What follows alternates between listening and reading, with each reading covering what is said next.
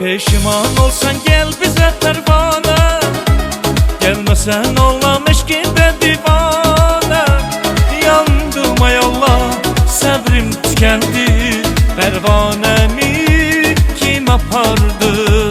Yandım ay Allah, sabrim tükendi, pervanemi kim apardı? Ben dertli bir aşığa yüreğim gülmez, yüreğim gülende gözlerim gülmez. Allah'tan başka hiç kim derdimi bilmez.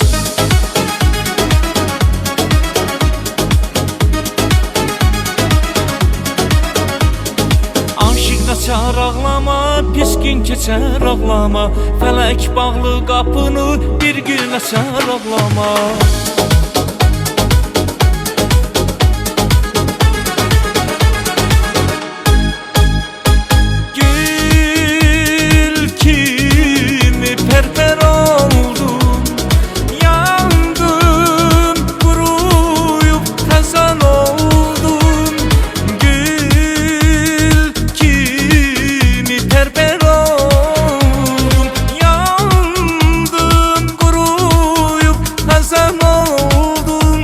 Eşkin oduna yandım pervane, bilmedim niye oldum divane. Peşiman olsan gel bize pervane, gelmezsen olam eşkinde divane.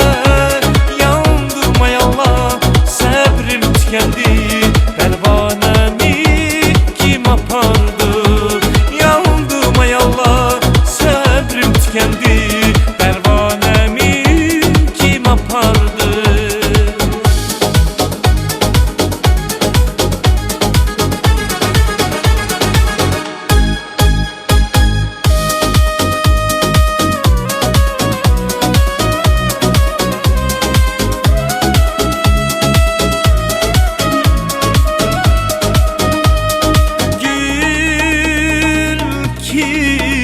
berber oldum, yandım, kuruyup kazan oldum.